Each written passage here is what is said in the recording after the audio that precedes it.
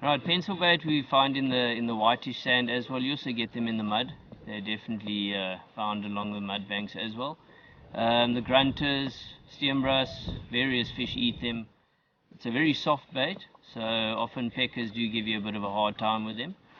It's a clam in the clam family, so very long and slender, and they live in the sand basically upright. They park off in the sand like that, and they also get dug out by grunters and those hardy fish that scratch in the sand.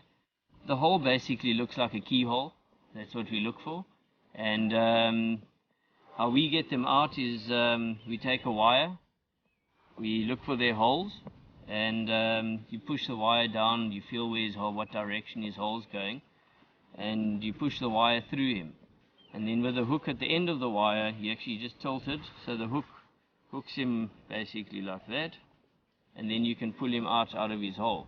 The trick to it is often when you got hard sand is you find they're very difficult to get out. So if you pull too hard, you actually tear and destroy the whole clam, which isn't the ideal scenario to leave them in the sand dead. So it's important to take a bit of care when taking them out, to make sure you do twist the wire properly, hook him, and if he doesn't want to come out nicely, then actually dig down and take him out by hand. You'll find in the water itself they come out much easier, but on the dry sand you'll often need to dig after them a little bit and take them out like that. Okay, here we've got the clam. It's got obviously two sides to it. And what we do is we open them up like that.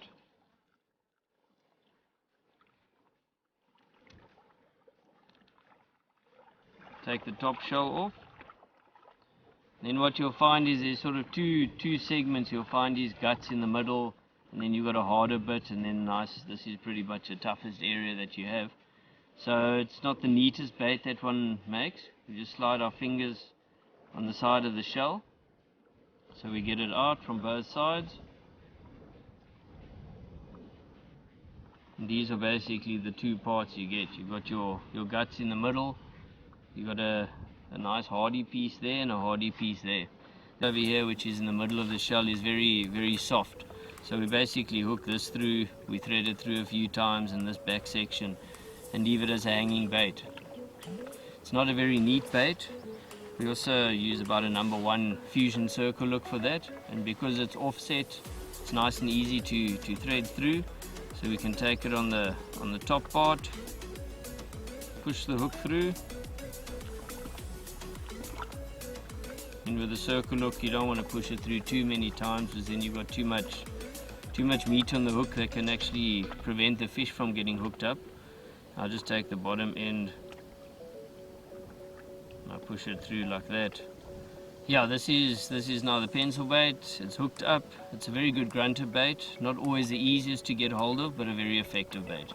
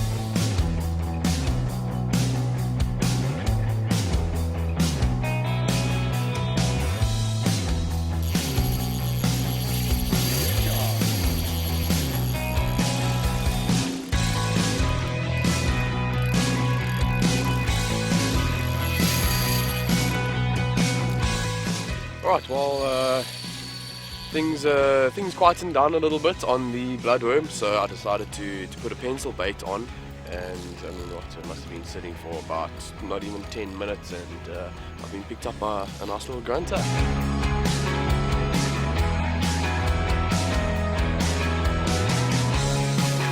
Right, so yeah, I've got the Pen Allegiance 7-foot medium spinning with a little Spin Fisher 3500. paired up with some light nanofall. Perfect little combo for light tackle in the estuary. You don't want something that's too heavy, especially with the grunt and the current, because you end up getting a lot of hook pulls.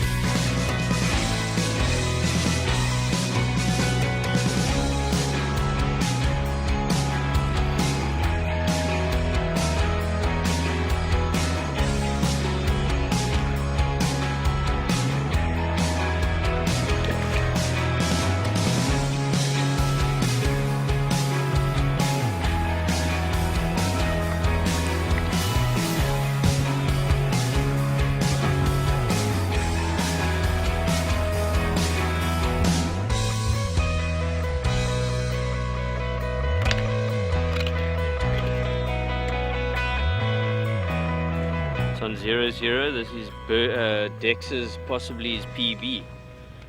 Otherwise he's buying drinks all night.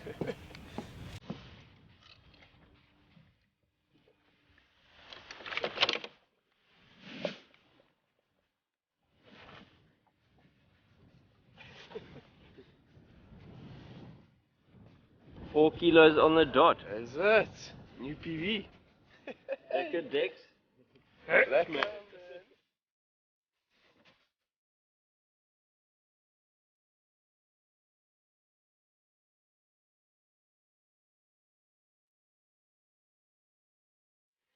Well, there we go.